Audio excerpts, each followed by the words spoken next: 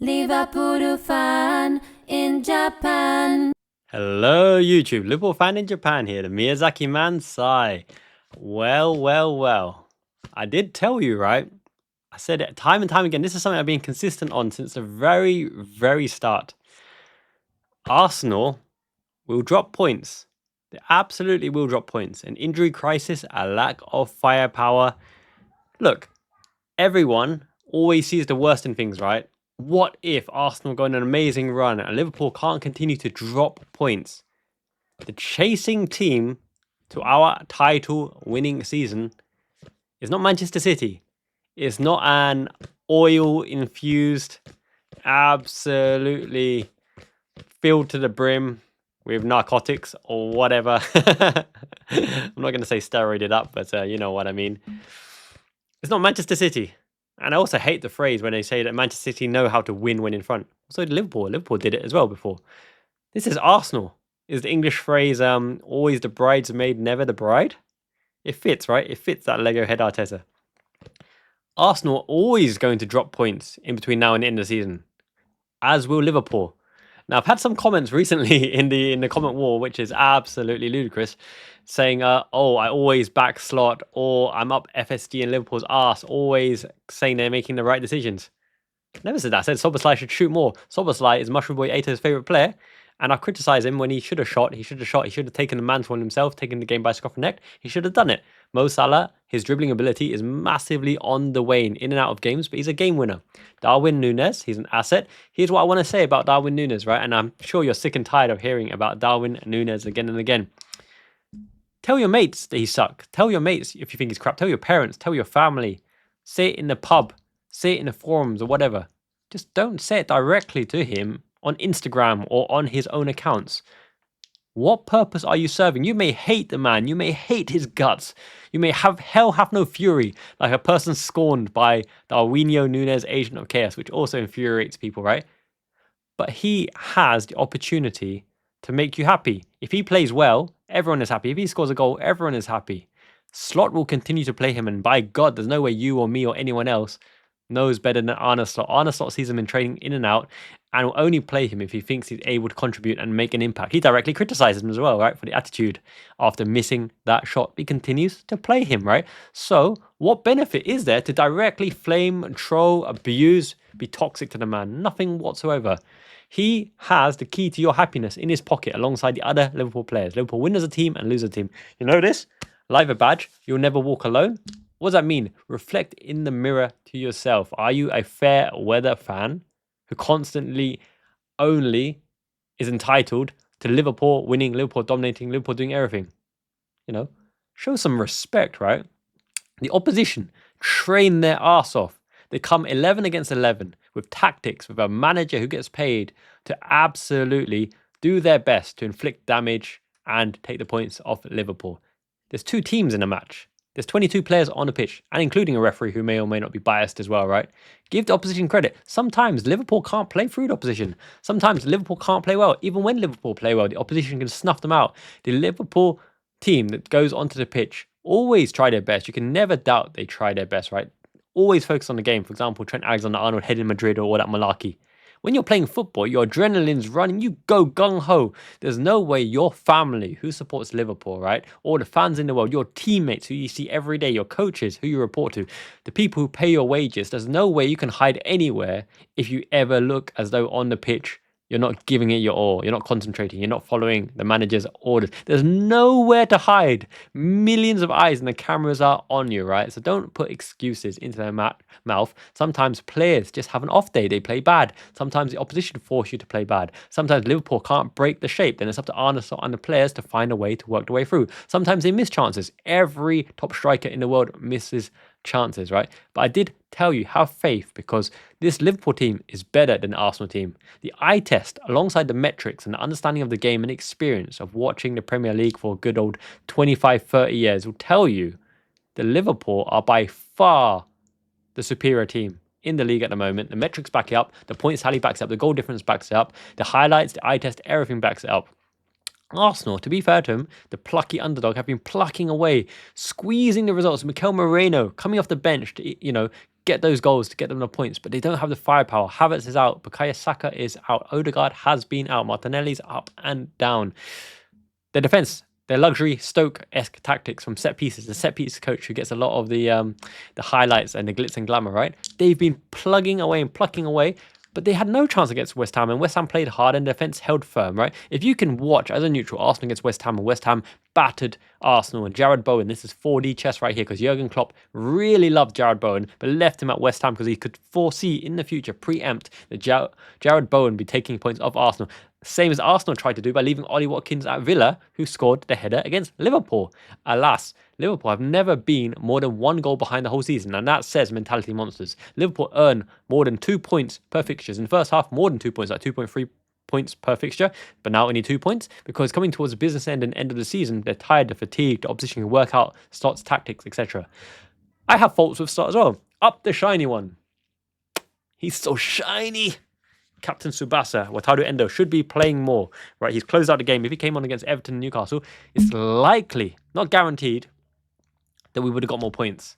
It's also sick and tiring of people saying, we should have strengthened in the summer, should have strengthened in January, strengthened from a position of strength. Transfers don't work like that. The player has to agree to go. Arne Slot has to be willing to let that player go, a player who's he's trained the whole season, who fits into the tactics. The other player has to be willing to come to Liverpool, has to be willing to bide his time, because it's unlikely that any player comes in straight away. I even had a comment that Lucho Diaz came in, but look, Jurgen Klopp and Pep Linders said themselves, Luis Diaz was a summer target. If we didn't go for Luis Diaz in January, Tottenham would have got him, which means he's unattainable, which means we fast forward, get him in. And he played because legitimately Porto, and this is Pep Linders and Klopp's own words, have a similar system, the 4-3-3 to Liverpool. Let him do his own thing. Even though he doesn't know the pressing patterns, it's okay. The impact he's making is fine.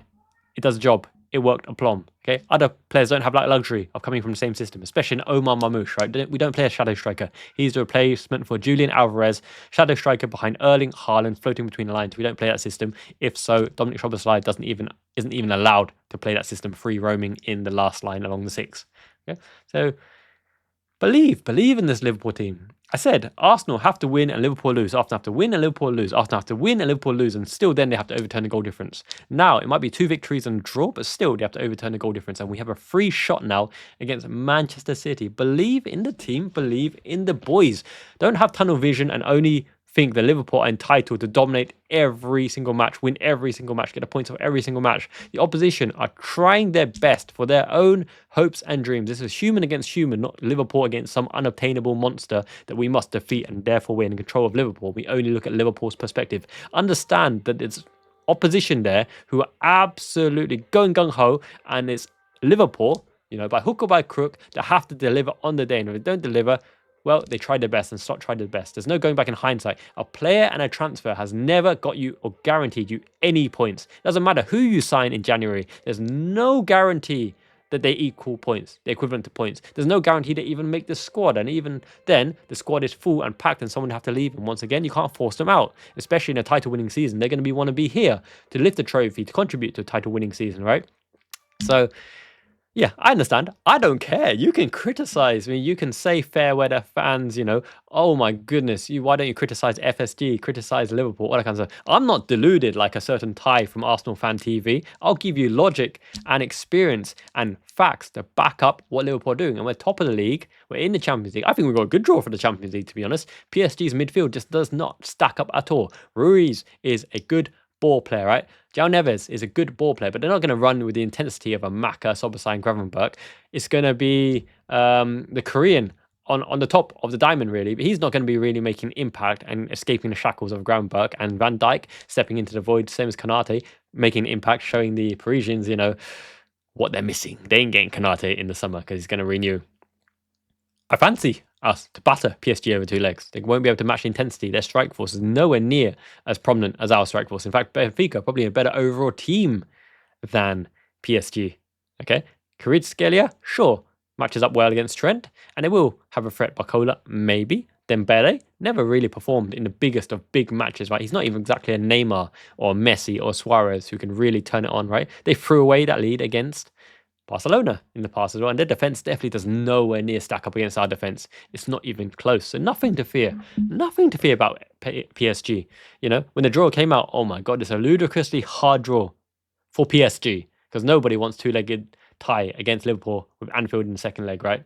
I'm super confident. In the next round, Bruges or Aston Villa. Look, this is one of the best routes we can get until the semi-final, where it's Arsenal or Madrid, for example.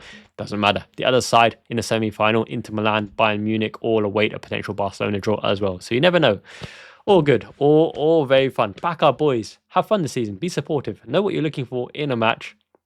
Should I do the watch along this evening? Crucial match against Manchester City. It's almost a free hit, right? 1:30 a.m. kickoff. We'll see. We'll see if I can rest up until then. Otherwise, I'll just join the watch along in the Discord. What can you say? Just support the boys. Even if Nunez or Jota and Diaz isn't here until the end of the season, at the end of the season, in the summer, support them. Give them everything you got. Because if they win and they do well, you're happy. And that's what you want. Why would you go and criticize them directly? The opposition fans are laughing, literally laughing at you for infighting and trying to demoralize our boys and doing their jobs. They're hanging on a crag with their claws and their talons, waiting for any weakness in the armor of Liverpool. And you're contributing to that. Sure, you could be upset, you could be depressed, we drop points. It's football. It happens, but we're still best placed in the best position. We claw up the points on the points board. It may be 1 point at a time, maybe 3 points. But look, Aston Villa, they're no mugs. They only lost one time at home. Liverpool lost one time at home. The equivalent to us. Unai Emery, great tactician, did us in the final. Europa League final, right? Sevilla, Sturridge scored, and then Alberto Moreno went walkabouts with his old team as well, right? So, back the shiny one. Up the shiny one. This is a channel of substance in abundance. I tell you, have faith in this team. This is a fantastic team, and we're going to do big things this summer. This transfer window is going to be the most exciting transfer window, I think, in the last 10 years. That's what I truly believe, because we did not splurge 30, 40, 50 million on a backup striker who's not the top striker. We're going for a quality centre-back, a quality number 10, potentially a left-back, and a first-choice striker. We don't really have that penultimate first-choice striker that we'd say would get into any team worldwide, but we have other players in other positions who will get into the team.